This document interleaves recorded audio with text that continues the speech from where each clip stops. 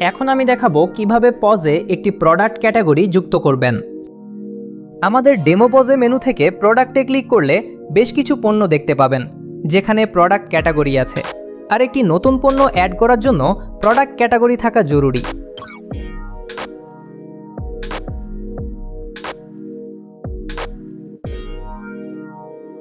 একটি category add করার জন্য আপনাকে মেইন মেনু থেকে ক্লিক করতে হবে সেটিংয়ে, তারপর সেটিং মেনু থেকে ক্লিক করতে হবে প্রোডাক্ট ক্যাটাগরি মেনুতে।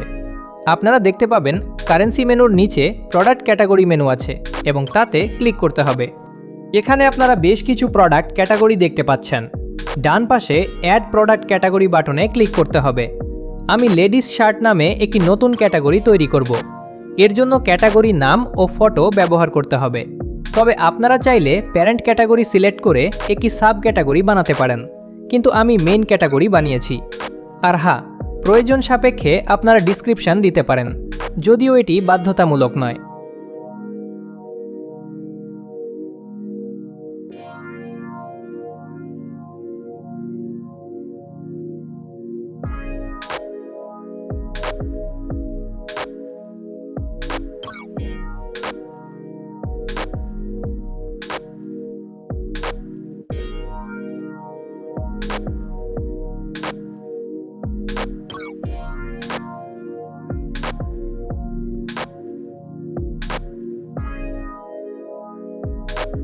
তৈরি হয়ে গেল আমাদের নতুন ক্যাটাগরি, একদম সবার নিচে আছে।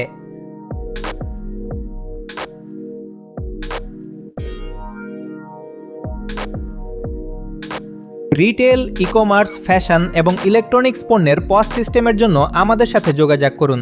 আমাদের ফোন নাম্বার ও ওয়েবসাইট লিংক ডিসক্রিপশনে দেওয়া আছে।